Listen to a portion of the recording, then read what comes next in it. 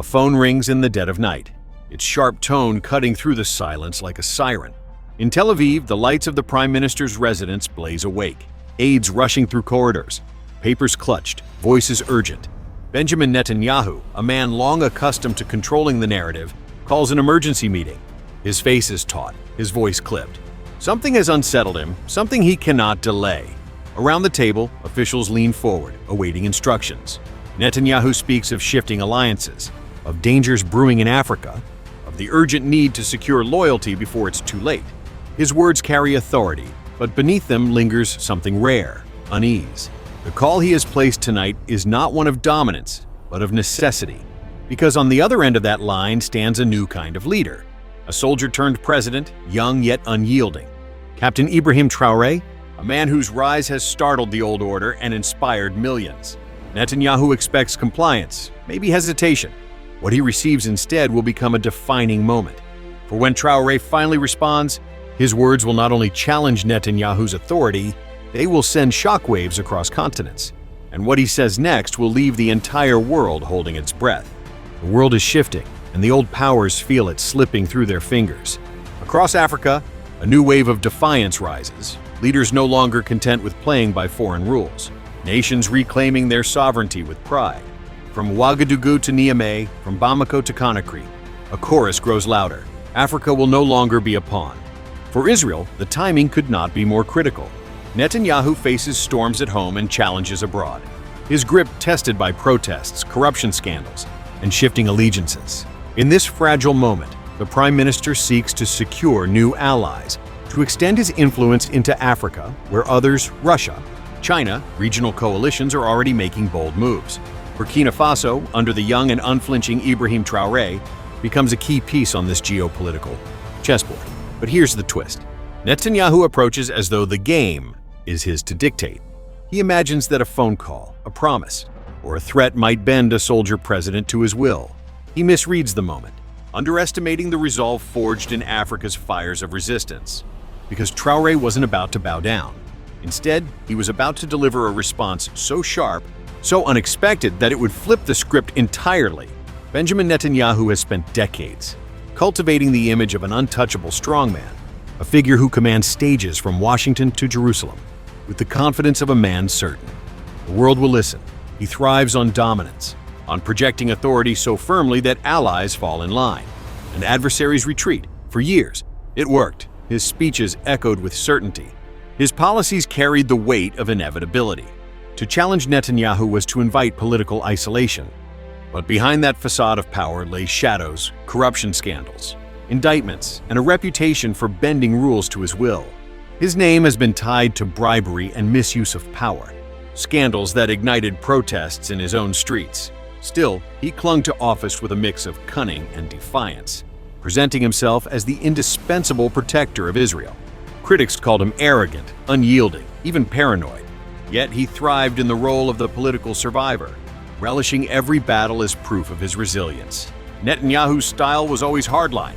From security crackdowns to foreign relations, he wielded fear as both shield and sword. He rarely asked, he demanded. He did not court allies. He expected them to orbit around his gravity. And for decades, many did. Presidents shook his hand, parliaments applauded his words, and rivals begrudgingly respected his staying power. But now he faced something different. His call to Africa was not greeted with the deference he had grown used to. For the first time in years, Netanyahu's tone carried a hint of urgency because the world he once dominated was changing.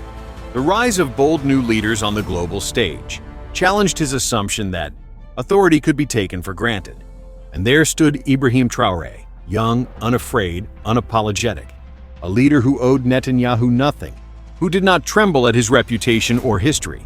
The Prime Minister expected compliance, perhaps negotiation, but never outright defiance. What he was about to encounter was a voice unwilling to bow to his arrogance. For decades, Netanyahu demanded respect, but this time he wouldn't get it. And the realization would cut deeper than any scandal, for it signaled that even the old giants of power could be humbled by a single, unflinching response. Long before his name shook international headlines, Ibrahim Traoré was a soldier in the dusty streets of Burkina Faso, a man defined not by privilege or pedigree but by grit, discipline, and a burning loyalty to his people. He was not raised in the gilded halls of power.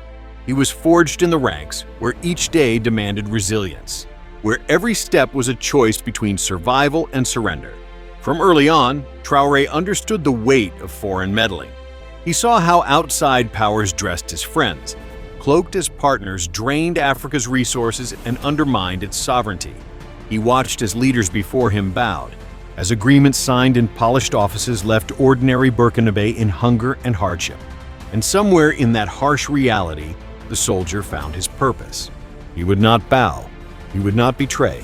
He would rise, not for himself, but for the dignity of his people. His ascent to leadership was as dramatic as it was improbable. In 2022, while others hesitated in the face of turmoil, Traore acted. He stepped forward during a time of upheaval, when Burkina Faso was desperate for direction.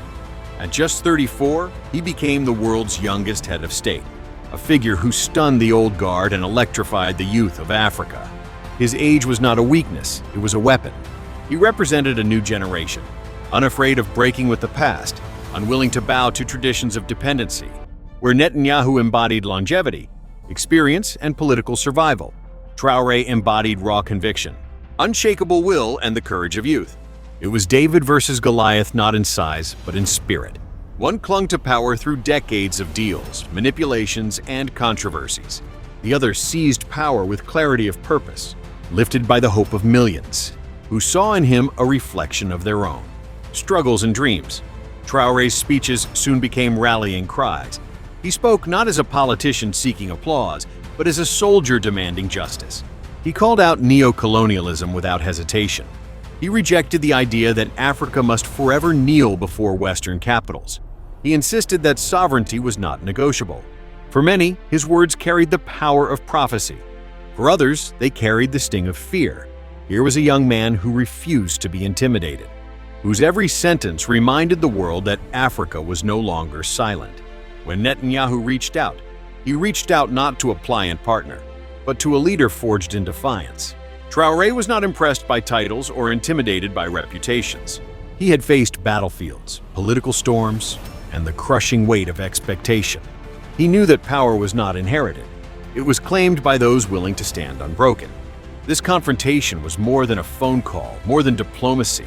It was a collision of worlds, the old politics of dominance crashing into the new politics of dignity. Netanyahu spoke from decades of command, but Traore replied from centuries of Africa's unbroken spirit. This was not just a reply, it was history answering arrogance. In his youth, in his clarity, in his defiance, Traore carried the voice of millions, and soon that voice would echo in Netanyahu's ears, forcing the world to recognize that a new era had begun, and it would not bow to the arrogance of the past. The line crackled with urgency as Netanyahu's voice pushed through, firm yet carrying the faint edge of desperation. He did not waste time on pleasantries. His words came measured, calculated, half command, half plea. Israel, he insisted, needed Burkina Faso's alignment. The world was unstable, alliances uncertain, and in such times, solidarity was non-negotiable.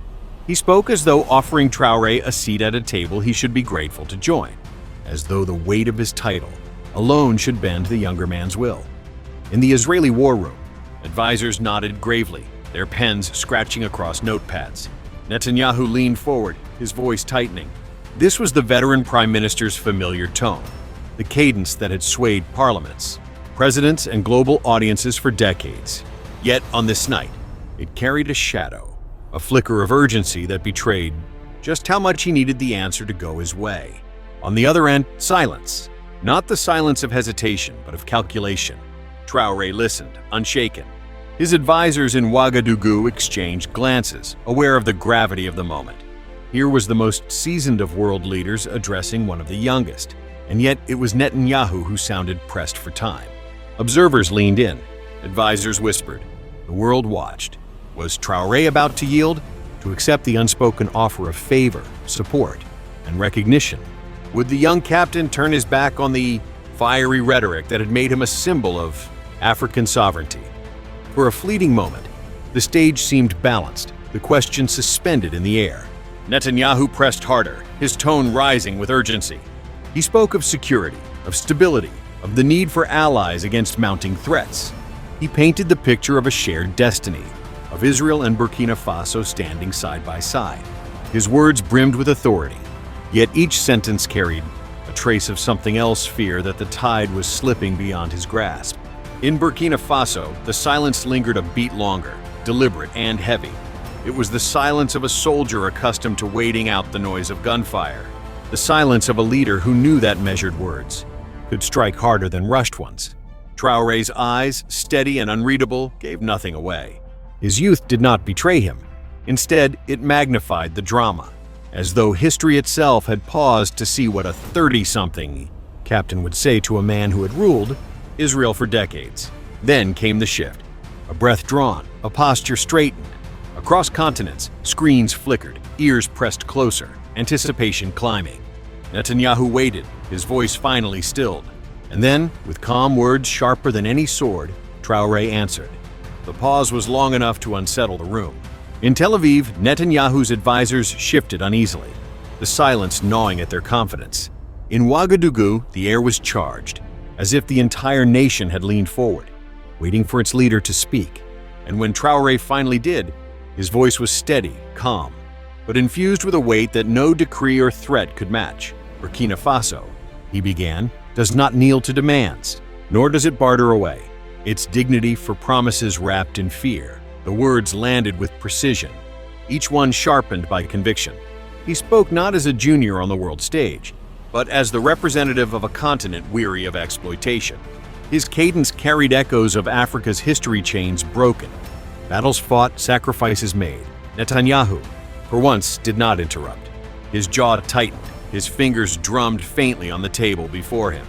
The old reflex to dominate, to cut through with commanding rhetoric, faltered in the face of a young leader who refused to flinch. Traore pressed on.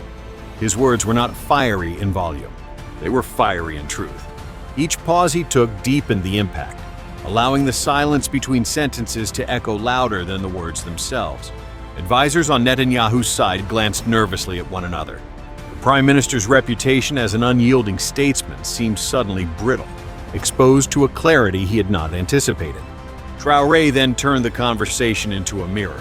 "You speak of security," he said, "yet what security do you offer except the kind that comes with chains? You speak of partnership, but only if it is on your terms. That is not partnership, it is manipulation, dressed as friendship." The room in Israel fell still. Netanyahu's face flushed, the confident rhythm of his breath disrupted.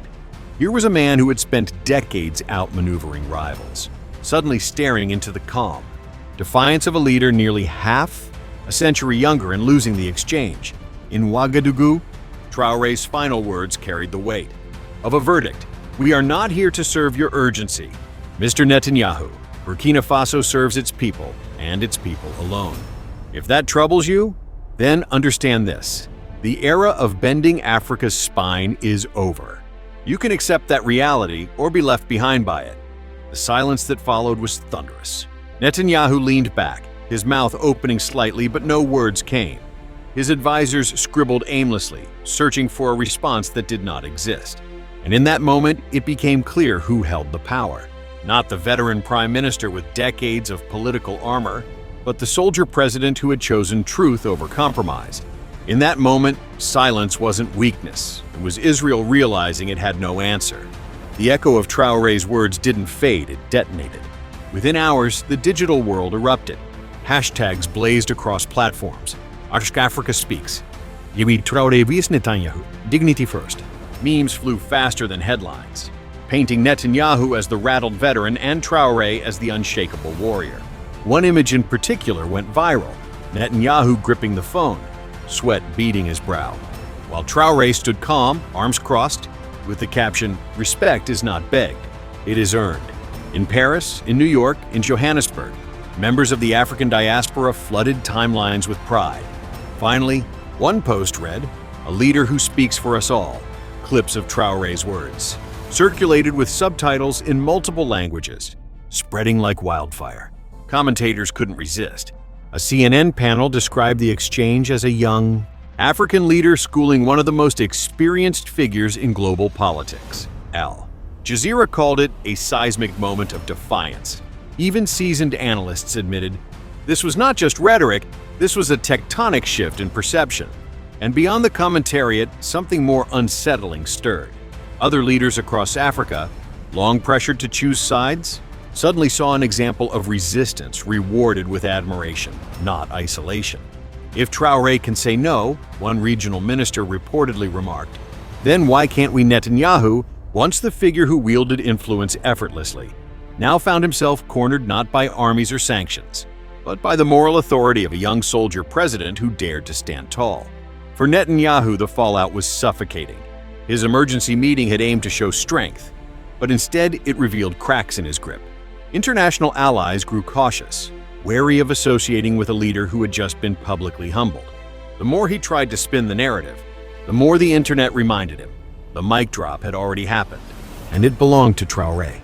But the biggest shock was yet to come. What unfolded that night was more than a clash between two leaders. It was a parable of our age, a reminder that true power is not measured by how loudly one commands, but by how firmly one stands. Netanyahu had reached for the old tools of pressure, urgency, and implied authority. But against Traore, those tools broke like brittle glass, because dignity, once awakened, cannot be coerced. In his calm defiance, Traore carried more than his own voice. He carried the echoes of generations who had endured exploitation and humiliation, yet never surrendered their right to sovereignty. His response was not just for Burkina Faso, nor even just for Africa. It was for every community that has ever been told to bow, every people who have been pressured into silence. And in that moment, the world saw the balance shift. A young soldier, barely in his mid-30s, embodied a leadership that was not about age or experience, but about courage and conviction. He stood as a symbol of what the new generation demands: independence, dignity, and a future not dictated by others. When arrogance meets dignity, the world remembers only one voice. And that night, it was Ibrahim Traoré's. So what was Ibrahim Traoré's response? It was not a speech filled with anger, nor a plea for recognition.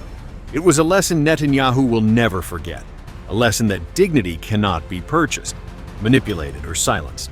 His words, calm yet unshakable, proved that true strength lies not in demanding obedience, but in refusing to surrender principle. This story is bigger than one phone call. It is the clash of two worlds, the arrogance of power meeting the dignity of resistance. Netanyahu, the seasoned political survivor, discovered that even decades of experience crumble when faced with a leader who embodies his people's pride. Traore, the soldier president, showed that youth is not weakness, and sovereignty is not negotiable. In the end, arrogance lost, dignity triumphed, and history turned a page. But the meaning of this moment is not confined to Israel or Burkina Faso. It is a mirror held up to all of us. It asks, when pressure comes, when arrogance demands submission, will we choose silence or will we choose dignity? If you believe dignity must always stand taller than arrogance, share this story. Subscribe, because this is not just history, it's the story of our times, unfolding before our eyes. Because truth speaks loudest when arrogance falls silent.